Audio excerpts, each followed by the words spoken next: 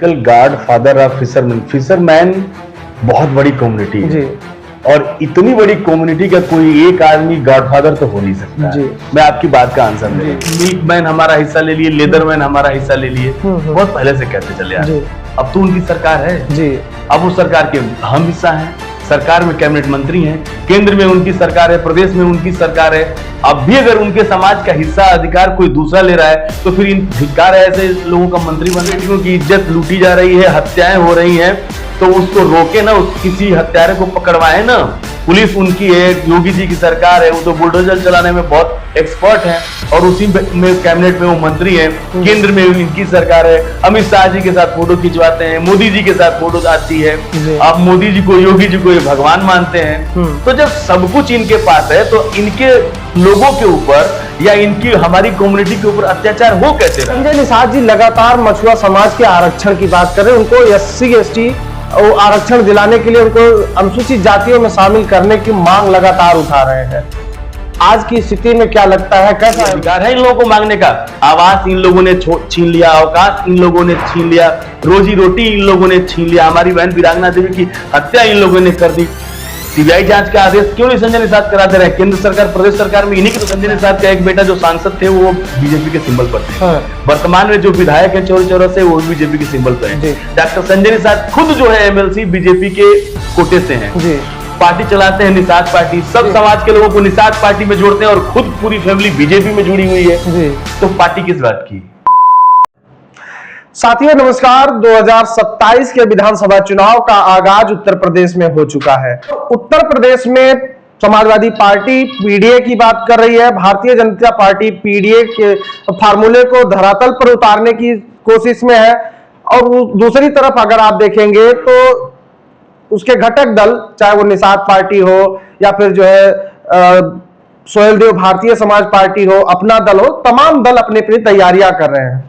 हमारे साथ जिस व्यक्ति को आप फ्रेम में देख रहे हैं, संतोष साहनी जी हैं, VIP पार्टी के युवा मोर्चा के राष्ट्रीय अध्यक्ष। उत्तर प्रदेश में निषाद समाज लगभग सीटों पर बाहुल संख्या में भी है, कह लीजिए ठीक ठाक वोट बैंक में है। तो सबसे ज्यादा अहम मुद्दा यही है कि आज हम निषाद समाज के राजनीतिक और तमाम आर्थिक विकास और चीजों पर हम चर्चा करेंगे, क्योंकि संजय निषाद जी बीते दिनों एक मंच से रोते हुए नजर आए थे और उन्होंने जो कुछ भी बातें कही थी वो बड़ा अवाक करने वाला था। बहुत बहुत स्वागत है सर आपका। धन्यवाद। मेरा सवाल सर यही होगा सबसे पहला कि 2027 का आगाज हो चुका है, आप VIP पार्टी के एक राष्ट्रीय अध्यक्ष हैं, एक विंग के, महत्वपूर्ण विंग के, आप कह लीजिए कि कहते हैं जिस तरफ जवान चलते उस तरफ जमाना चलता है। तो आज की स्थिति में VIP पार्टी उत्तर प्रदेश में किस तरीके की तैयारियां कर रही है? देखिए, पहले तो आपके दर्शकों को और आपको बहुत बहुत धन्यवाद। मैं आपके चैनल के माध्यम से और ये बात कहना चाहूँगा कि जो आप बोल रहे थे कि निषाद कम्युनिटी की जो संख्या है वो सभी सीटों पर लगभग पर्याप्त है। ये सच है कि हमारी जो आबादी है पूरे देश में और पूरे प्रदेश में 403 विधानसभा कह लीजिए या 80 लोकसभा कह लीजिए, सभी लोकसभा और सभी विधानसभा सीटों पर एक निर्णायक स्थिति में हम लोग की आबादी है। बात यह है कि उसी आबादी को साधने के लिए सारे के सारे लोग जो है अपने अपना हथकंडा चला रहे हैं। चाहे वो श्री अखिलेश यादव जी को श्री अखिलेश यादव जी द्वारा रुक्मिणी जी को प्रदेश विंग का अध्यक्ष बनाना, फूलन जी की बहन को, या आप ये कह लीजिए कि अभी जो है अभी भारतीय जनता पार्टी ने जो पिछड़ा आयोग बनाया उसका अध्यक्ष जो है साध्वी निरंजन ज्योति निषाद को बनाया। यह दोनों काम जो है निषाद कम्युनिटी के वोट को साधने के लिए किया गया। अब बात ये आती है कि निषाद समाज जाएगा किधर? देखिए, बात यह है कि निषाद समाज बहुत भोला भला समाज है।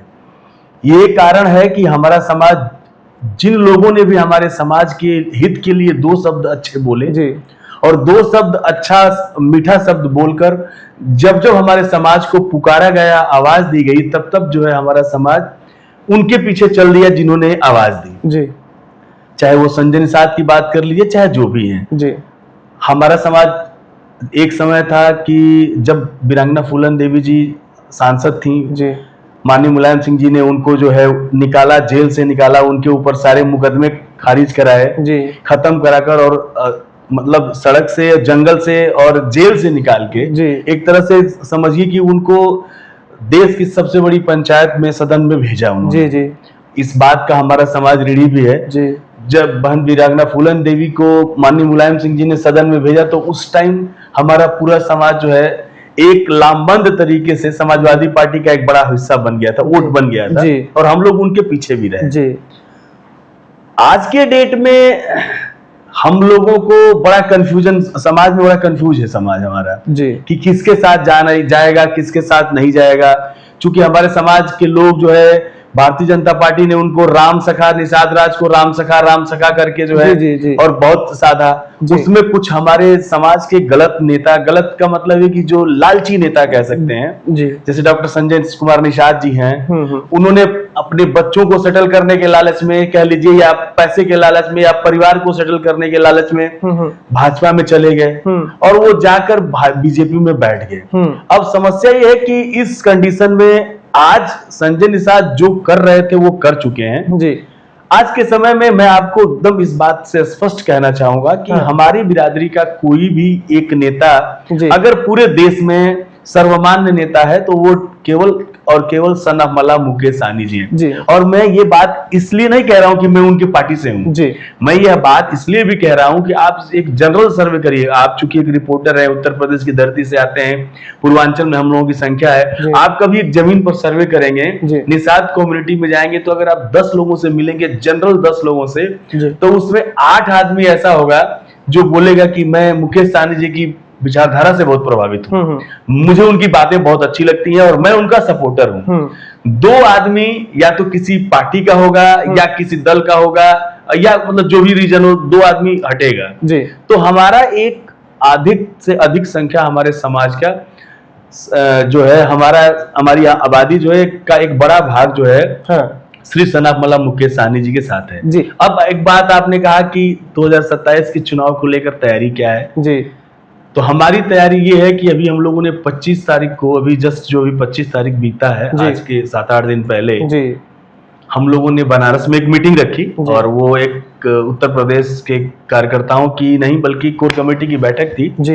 ये निर्णय ले लिया गया कि हम लोग इंडिया ब्लॉक के साथ जो है 2027 में हम लोग चुनाव लड़ेंगे जी।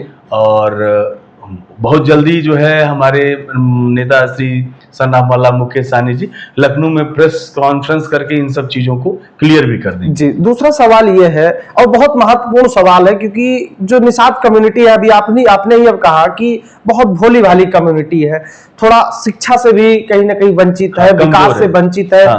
अपने अभी तक देखा जा रहा था कि अपने जो लीजिए कि एक पेशा होता है, नाव चलाना, मछली पकड़ना और तमाम ऐसे जो उनके अपने रोजगार हैं उस पर उनका फोकस रहा। सबसे महत्वपूर्ण सवाल यह है कि एक तरफ वीआईपी पार्टी के राष्ट्रीय अध्यक्ष जी कहते हैं हम सन ऑफ मल्ला हैं, दूसरी तरफ संजय निषाद जी अपने आप को पॉलिटिकल गॉडफादर ऑफ फिशरमैन कहते हैं। इन दोनों के बीच में कैसे बैलेंस होगा? देखिए, पॉलिटिकल गॉडफादर बनना बहुत बड़ी बात है। शायद डॉक्टर संजय जी इस बात को बोलते हैं, लेकिन पॉलिटिकल गॉडफादर ऑफ फिशरमैन बहुत बड़ी कम्युनिटी है और इतनी बड़ी कम्युनिटी का कोई एक आदमी गॉडफादर तो हो नहीं सकता जी। मैं आपकी बात का आंसर दे रहा हूं। और एक गॉडफादर बनना, कहना कोई आसान बात नहीं है, उसके लिए आपको वैसा काम भी करना पड़ेगा जी। और सन ऑफ मल्ला मुकेश सहनी जी को सन ऑफ मल्ला कोई वो नहीं कहते हैं, उन्होंने किसी से नहीं कहा कि आप मुझे कहिए। बिल्कुल, हमारे जैसे लोग सन ऑफ मल्ला कहने लगे और ये एक संबोधन हो गया तो वो सन ऑफ मल्ला बन गए। और बन नहीं गए, चूंकि सन ऑफ मल्ला मतलब निषाद का पुत्र, ठीक है, एक निषाद का बेटा, वो एक सामान्य सा संबोधन है उनके लिए और वो हम लोग बोलते हैं। लेकिन पॉलिटिकल गॉडफादर ऑफ फिशरमैन यानी कि पूरी कम्युनिटी का गॉडफादर, ये एक बहुत बड़ी चीज है। और हमको नहीं लगता है कि ये इतना बड़ा वो होता है कि कोई लालची व्यक्ति या कोई क्या नाम है गलत नीयत का व्यक्ति इतना बड़ा ओहदे पर नहीं पहुंच सकता है। सर, एक सवाल महत्वपूर्ण ये है कि 2027 बिल्कुल करीब है और जिस तरीके का राजनीति आज उत्तर प्रदेश में हो रही है, अभी आप पीछे देखे होंगे कि एक मंच से संजय निषाद जी रोए, उन्होंने फपक फपक कर रोया, बहुत तेज आंसू बह रहे थे। उन्होंने कहा कि हमारी समाज की बहन बेटियों की आबरू लूटी जा रही है, हमारे समाज का वोट बैंक छीना जा रहा है, हमारा लेदरमैन हमारी रोजी रोटी खा गया, मिल्कमैन हमारी शिक्षा चिकित्सा खा गया। तो आज की परिस्थिति में कितनी सच्चाई है उस रोने में? और एक बात बता देता हूँ, डॉक्टर संजय कुमार निषाद के रोने का कारण क्या है वो तो वही बता सकते हैं। लेकिन जो मुझे समझ में आ रहा है, ये शुरू से कहते रहे कि हमारे मिल्कमैन हमारा हिस्सा ले लिए, लेदरमैन हमारा हिस्सा ले लिए, बहुत पहले से कहते चले आ रहे। अब तो उनकी सरकार है जी, अब उस सरकार के हम हिस्सा हैं, सरकार में कैबिनेट मंत्री हैं, केंद्र में उनकी सरकार है, प्रदेश में उनकी सरकार है। अब भी अगर उनके समाज का हिस्सा अधिकार कोई दूसरा ले रहा है तो फिर इन धिक्कार है ऐसे लोगों का मंत्री बनना। उनके मुंह पर कालिक पुतने वाली बात है। फिर वो अपने समाज को जब न्याय नहीं दिला पा रहे हैं और उनकी चल नहीं रही है तो फिर उनको इस सरकार में बने रहने का क्या मतलब है? तो एक बात। दूसरी चीज, आप कह रहे थे कि रोए, ये उनका इमोशनल ड्रामा है। ये शुरू से हमने बताया ना कि समाज हमारा बहुत भोला भाला है। उनके पास अब कोई बचा नहीं है, राजनीतिक जमीन उनकी खिसक चुकी है। सन ऑफ मला मुकेश सहनी जी की स्वीकारोक्ति एक तरह से पूरे देश में, उत्तर प्रदेश, बिहार, झारखंड, मध्य प्रदेश और पूरे हिंदी पट्टी के प्रदेशों में लगभग हो चुका है जी। अब उनकी जमीन जा रही है, इसलिए वो इमोशनल ड्रामा कर रहे हैं। बाकी उसके पीछे कोई रीजन नहीं है। और अगर उनकी सरकार में बहन बेटियों की इज्जत नहीं सलामत है, बहन बेटियों की इज्जत लूटी जा रही है, हत्याएं हो रही हैं, तो उसको रोके ना, किसी हत्यारे को पकड़वाए ना। पुलिस उनकी है, योगी जी की सरकार है, वो तो बुलडोजर चलाने में बहुत एक्सपर्ट है और उसी में कैबिनेट में वो मंत्री हैं, केंद्र में इनकी सरकार है। अमित शाह जी के साथ फोटो खिंचवाते हैं, मोदी जी के साथ फोटो आती है। अब मोदी जी को, योगी जी को ये भगवान मानते हैं। तो जब सब कुछ इनके पास है तो इनके लोगों के ऊपर या इनकी हमारी कम्युनिटी के ऊपर अत्याचार हो कैसे रहा है जी? ये मेरे कहने का मतलब कि आपकी तो संजय निषाद को सोचने वाली बात है जी।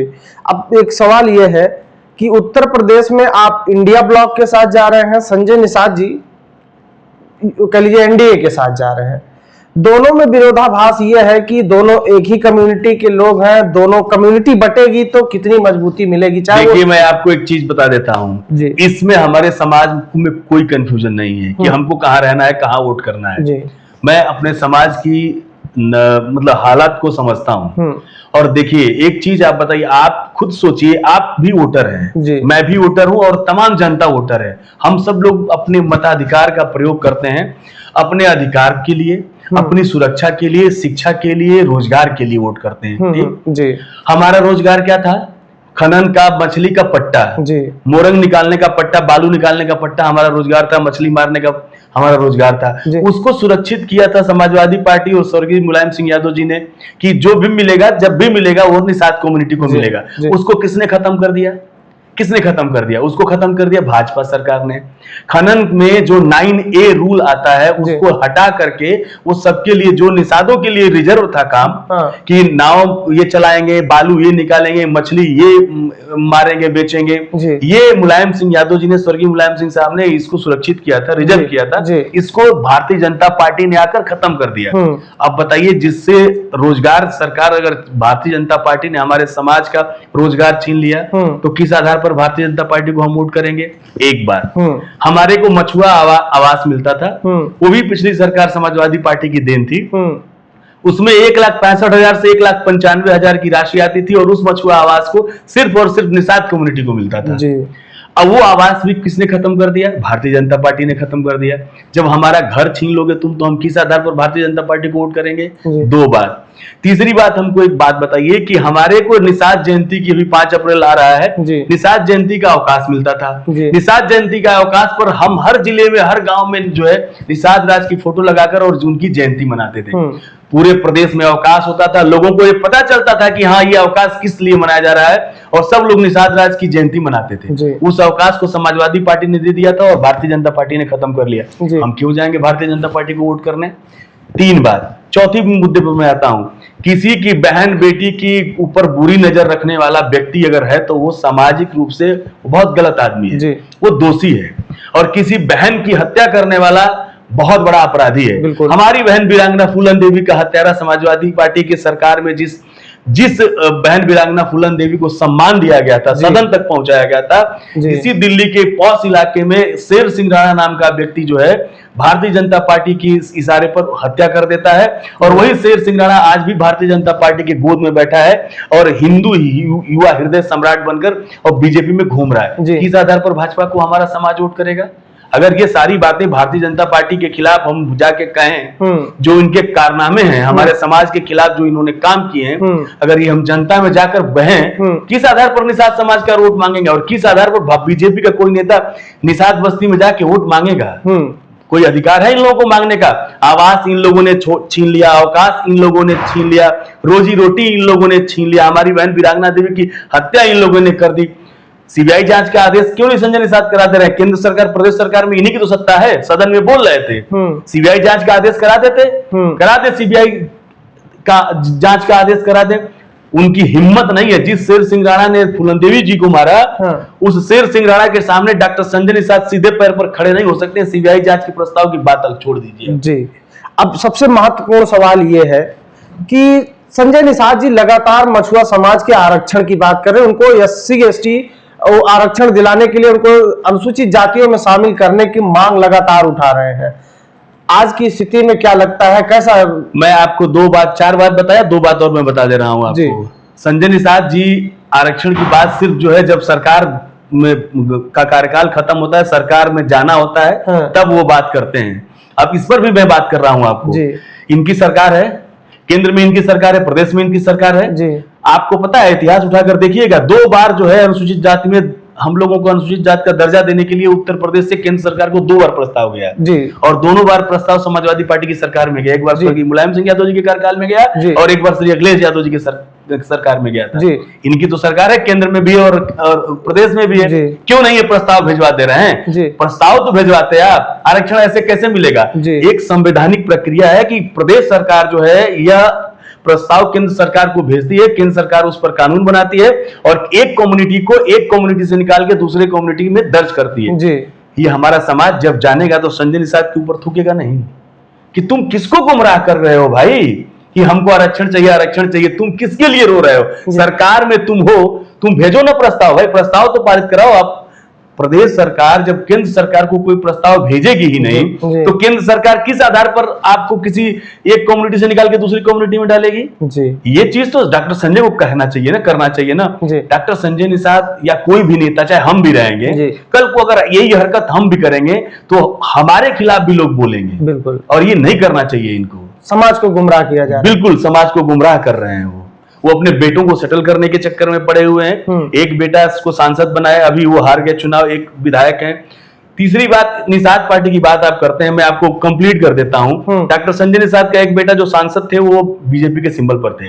वर्तमान में जो विधायक है चौरी चौरा से, वो भी बीजेपी के सिंबल पर है। डॉक्टर संजय निषाद खुद जो है MLC बीजेपी के कोटे से हैं, पार्टी चलाते हैं निषाद पार्टी, सब समाज के लोगों को निषाद पार्टी में जोड़ते हैं और खुद पूरी फैमिली बीजेपी में जुड़ी हुई है। तो पार्टी किस बात की?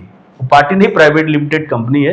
उस ऐसे लोगों को समाज नकार चुका है। इनके 3000 कार्यकर्ता हैं और उन्हीं 3000 कार्यकर्ताओं को लेकर पूरे यूपी के 75 जिलों में वो घूम रहे हैं। ठीक है, मेरा आखिरी सवाल होगा, लंबा है सवाल यह है कि समाजवादी पार्टी ने वीरांगना फूलन देवी जी की बहन रुक्मिणी निषाद जी को प्रदेश की महिला सभा का विंग का कमान सौंपा प्रदेश स्तर पर, और उसका क्या प्रभाव रहेगा? और दूसरी चीज, निषाद समाज उनके साथ जुड़ेगा, भावनात्मक जुड़ा होगा, तो क्या प्रभाव रहेगा? देखिए, एक आपका सवाल मैं समझ गया। आपने पहले भी इस बात को बोला है, मैं आपको बताता हूं। बीजेपी के कहने पर डॉक्टर संजय निषाद लगातार ये अपने हर मंचों से एक अफवाह फैला रहे हैं कि फूलन देवी जी की हत्या जो है समाजवादी पार्टी ने कराई या समाजवादी लोगों ने किया, जबकि इस बात में कोई आधार नहीं है इसका। जिस पार्टी ने फूलन देवी जी का सम्मान किया, वो हत्या नहीं करा सकती और ये गलत भी है। इसलिए गलत है कि आज के डेट में जो मर्डरर है, जो क्रिमिनल है, वो जिंदा है। बाकायदा फुटेज है कि उसने हत्या की है। और वो अगर जैसे शेर सिंह राणा अगर समाजवादी पार्टी में होता तो हम जनता एक बार मान लेती कि ठीक है समाजवादी पार्टी ने कराया। जब शेर सिंह राणा हत्यारा है और हत्यारा ही बैठा हुआ है बीजेपी में, तो ये तो क्लियर है कि वो बीजेपी के इशारे पर काम किया गया है। अब आपकी बात आती है, इस अफवाह को एक जो ये फैला दिए थे, वो अफवाह एक बार खत्म हो जाएगी। रुक्मिणी देवी जी को उन्होंने प्रदेश अध्यक्ष बनाया है महिला विंग का। महिला प्रदेश अध्यक्ष बनाने से एक अफवाह समाज के अंदर जो ये फैलाने की कोशिश कर रहे थे, उस पर बिल्कुल ताला लग जाएगा कि ये जो है समाजवादी पार्टी के लोगों ने जो है फूलन देवी की हत्या कराई है, वो तो खत्म हो जाएगा। क्योंकि भाई अगर कोई हत्या कराया होता तो उसी पार्टी में वो राजनीति तो करने जाती नहीं। बिल्कुल। और रही बात हमारे, देखिए हमारे समाज में जब कोई पार्टी नहीं थी, जैसे वीआईपी पार्टी नहीं थी, निषाद पार्टी भी नहीं थी, निषाद पार्टी से भी लोग थोड़ा जुड़े। शुरू से हमारे समाज के लोगों ने अधिक तौर पर या तो भाजपा को वोट किया है और नहीं तो समाजवादी पार्टी को वोट किया है।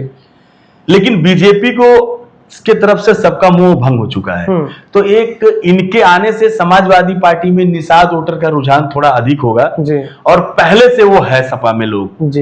और अब देखिए हम लोगों की लड़ाई आरक्षण की है। हम लोग जो है इंडिया ब्लॉक में रहेंगे और हम लोग की कोशिश ये रहेगी कि उत्तर प्रदेश में अखिलेश यादव जी की सरकार अगर बनती है तो जैसे पहले इसके उन लोगों ने प्रस्ताव भेजा आरक्षण के लिए, अनुसूचित जाति के लिए, वैसे हम लोग भी एक बार फिर से जो है प्रस्ताव भेजेंगे और हम लोग चाहेंगे कि हम लोग आरक्षण की जो बात है वो अखिलेश जी गंभीरता से सुने। ठीक है, बातचीत करने के लिए बहुत बहुत धन्यवाद, आपने अपना कीमती समय दिया। बात वही आज निकल कर सामने आ रही है कि 27 करोड़ आसान नहीं है, घमासान होना तय है। और घमासान जो हो रहा है वो दलितों और अति पिछड़ों के वोट बैंक को लेकर ज्यादा दिखाई दे रहा है। उसके लिए भारतीय जनता पार्टी ने अलग अलग जातियों के अलग अलग बड़े नेता को खड़ा करने की कोशिश की है। वही समाजवादी पार्टी ऐसे पीडीए के जो अति पिछड़े समाज के गरीब लोग हैं, जैसे अभी बात हमने फूलन देवी जी की बहन की तो वो एकदम सामान्य सी महिला है और उनको उन्होंने प्रदेश का विंग का कमाल सौंप दिया है। और ऐसे में मैसेज जो यही जा रहा है कि फूलन देवी जी की बहन है जिनके साथ अन्याय अत्याचार भारतीय जनता पार्टी के लोगों ने किया और उस पूरे इतिहास में ऐसा अत्याचार किसी महिला के साथ शायद ही हुआ होगा। और जब ये मैसेज समाज में जाएगा तो कहीं ना कहीं जो समाजवादी पार्टी का पीडीए फार्मूला है वो मजबूत होगा। और अगर वीआईपी पार्टी भी समाजवादी पार्टी यानी इंडिया गठबंधन के ब्लॉक में आती है तो उत्तर प्रदेश में समाजवादी पार्टी का पीडीए और वीआईपी पार्टी के जो अपनी रणनीति और वोट बैंक है वो एक मिलेगा तो कहीं ना कहीं उत्तर प्रदेश में परिवर्तन का फार्मूला बिल्कुल सटीक है। इस वीडियो में इतना ही, मिलते हैं वीडियो में, नमस्कार।